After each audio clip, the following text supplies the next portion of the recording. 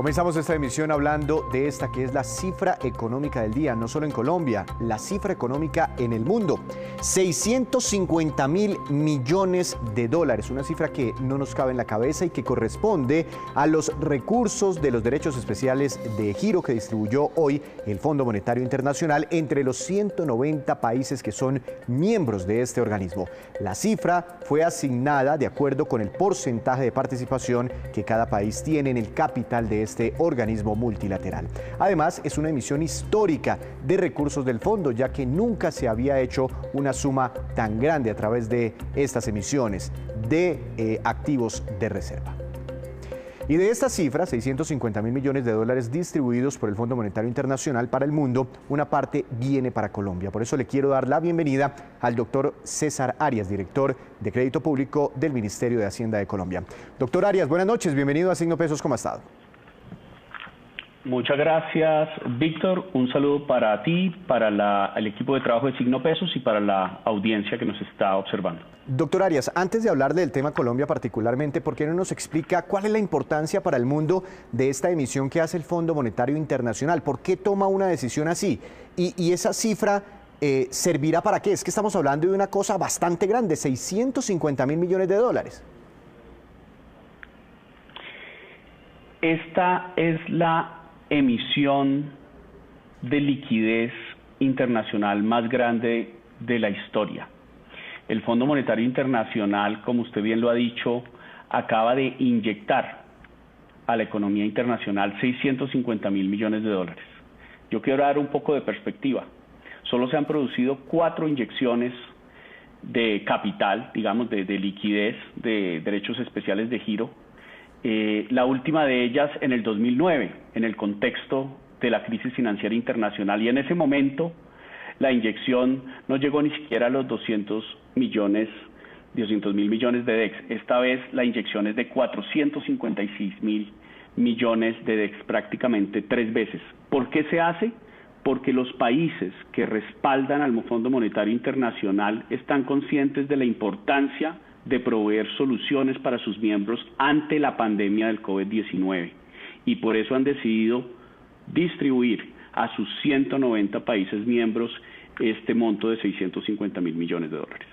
Doctor Arias, usted habla de los DEG, Derechos Especiales de Giro. ¿Qué es eso? Porque no entendemos esa plata cómo se canaliza, cómo llega a los distintos países. Si es a manera de préstamo, es decir, ya vamos a hablar del caso de Colombia, si Colombia en algún momento tiene que devolver esa plata, o es que el Fondo Monetario Internacional está regalándole plata a sus miembros. Muy bien. Lo que hace el Fondo Monetario Internacional, como todo banco, es que tiene una moneda que a su vez es una canasta de monedas. Estos derechos especiales de giro se componen de 5 monedas: el yen japonés, el yuan chino, la libra esterlina del Reino Unido, el dólar americano y el euro. Estos que son los activos de reserva. ¿Qué es un activo de reserva? Los activos de refugio que todo el mundo quiere tener. Estos países han dado el apoyo para que el Fondo Monetario, llamémoslo así, deposite contablemente 650.000 millones de dólares en los libros de contabilidad de cada uno de los países. A partir de allí, el Fondo Monetario Internacional ha dicho va a ser discreción de los países de acuerdo a sus ordenamientos jurídicos internos y sus arreglos institucionales, la forma en que los vaya a usar. En este momento es una entrada contable en los libros de las reservas internacionales de cada país. Pongamos un ejemplo concreto. Hoy en día, el viernes nosotros nos acordamos con reservas internacionales en Colombia cercanas a los 59.000 millones de dólares. Hoy en día las reservas internacionales de Colombia deben estar más por el orden de los 62.000 millones de dólares. ¿Cómo se usan esas reservas? Es algo que en este momento está deliberando las autoridades nacionales, en este caso el Banco de la República y el Ministerio de Hacienda, para el potencial uso de esos recursos. Listo, doctor Arias, 650.000 millones de dólares para el mundo. ¿Cuánto le toca a Colombia? Cada país recibe su porcentaje de lo que es dueño del Fondo Monetario Internacional. Colombia es dueño, llamémoslo así, de 0.43% de las acciones en el Fondo Monetario Internacional. Cuando multiplicamos 0.43% por los 650.000 millones de dólares, a Colombia le corresponden el equivalente en DEX 1.960.000 millones y el equivalente en dólares, para hacerlo más fácil de dimensionar, son 2.780 millones de dólares que le corresponden a Colombia y que hoy fueron nuevamente incorporados a sus libros de contabilidad de reservas internacionales en Washington. Pero de todas formas, doctor Arias, 0,43% de esa liquidez mundial, 2.800 millones de dólares mal contados, es mucha plata para nosotros. Yo no sé hacer cuentas en la cabeza muy fácilmente, pero estamos hablando a dólar de hoy de más de 10, 11 billones de pesos. La cifra es bastante grande. Listo, están los libros contables de nuestro país, pero Colombia puede coger esa plata para algo. Sí, señor. Hay diferentes alternativas. En el 2009, en la última emisión de derechos especiales de giro, Colombia tomó la decisión de utilizar ese activo de reserva para incrementar su posición de liquidez externa, simplemente para incrementar sus reservas internacionales. Y eso es importante porque la economía tuvo, llamémoslo así, un colchón, un amortiguador ante posibles choques externos. Esta vez, el mismo Fondo Monetario Internacional ha dicho, nosotros vamos a hacer esta asignación, pero es muy importante que la usen en lo que es más urgente para el país. Y en este momento se está dando una deliberación sobre si el uso es incrementar las reservas internacionales o más bien si se puede hacer un uso alternativo de esos recursos, por ejemplo, para aliviar las necesidades financieras del país o para las necesidades fiscales en el marco de esta pandemia. El marco jurídico colombiano es muy sólido porque tiene un alto nivel de independencia entre el Banco Central y el Ministerio de Hacienda y el gobierno de turno. En este momento, la Constitución en su artículo 371 dice que el administrador de las reservas internacionales es el Banco de la República. Y por eso hoy esa asignación llegó a los libros de Colombia que administra el Banco de la República y el uso que se vaya a dar de esta será definido, discutido y deliberado en la próxima Junta del Banco de la República el lunes 30 de agosto. Ah, ese día no hay decisión sobre tasas de interés porque pues hay unos cronogramas especiales, pero ese día entonces la noticia el próximo lunes es que sabremos qué va a hacer Colombia con esos 2.800 millones de dólares, si los mandamos para las reservas internacionales o si los usamos en el presupuesto nacional, no sé, para subsidios a las empresas, a los hogares o para atender el déficit fiscal, para pagar otras deudas. Correcto, en esa junta se va a determinar qué uso se le va a dar a los derechos especiales de giro, incrementar reservas internacionales o posibles usos alternativos que el cuerpo decisorio es precisamente la Junta Directiva del Banco de la República, que en su ley constitutiva siempre es muy sólido en decir que cualquier uso que se realice debe perseguir los principios de seguridad, de liquidez y de rentabilidad de la posición de reservas internacionales del país. Doctor Arias, y usted mirando la coyuntura actual, mirando el nivel de reservas internacionales que tiene Colombia, usted no, el Ministerio de Hacienda, y mirando también las necesidades que tenemos todavía hacia adelante por la crisis que nos ha dejado la pandemia, ¿usted nos podría adelantar el gobierno hacia qué posición se está inclinando? ¿Cuál sería esa petición al Banco de la República el próximo lunes? El Ministerio de Hacienda ha sido público en decir dos cosas. Primero, en respaldar la opinión del Banco de la República que la posición actual de reservas internacionales del país es sólida y adecuada, no solo para el sistema de pagos internacionales del país, sino para amortiguar cualquier choque externo que hayamos recibido. Es una posición de reservas que incluso está fortalecida con el acceso a la línea de crédito flexible del Fondo Monetario Internacional.